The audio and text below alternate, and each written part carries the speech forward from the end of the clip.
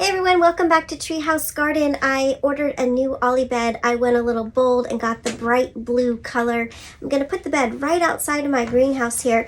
And I ordered an extra tall bed because I'm going to try to grow potatoes for the first time. So thanks for joining me on this new Ollie bed potato adventure. Alright, so step number one obviously is take it out of the box and peel off the plastic. So let's get going and get started.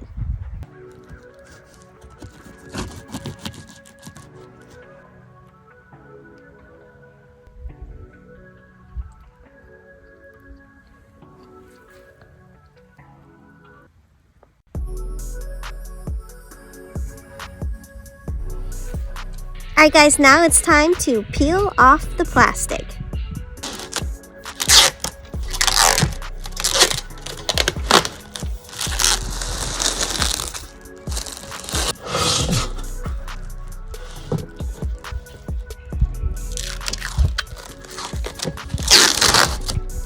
Alright, so I got all the plastic coating on both sides of the Ollie beds off. That took about 20 minutes.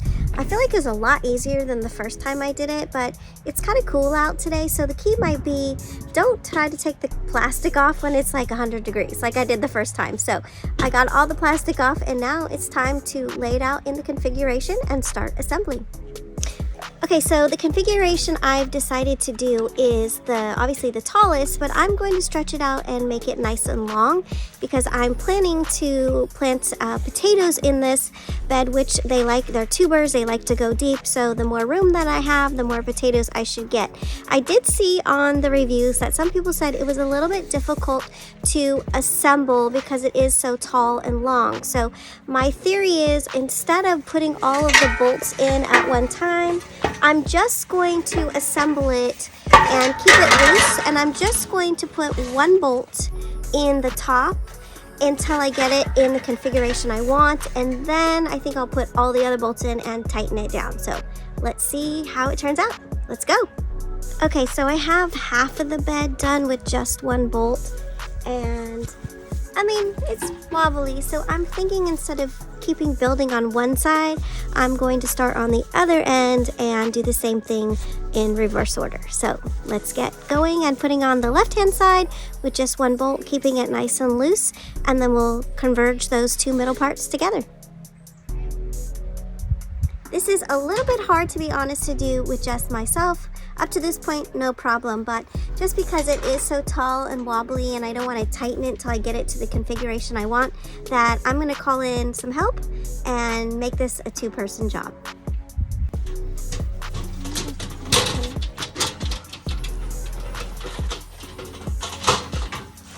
I finished bolting the top, the middle, and the bottom of the Ollie bed, so now I'm going to add in the rest of the bolts, nuts, and washers.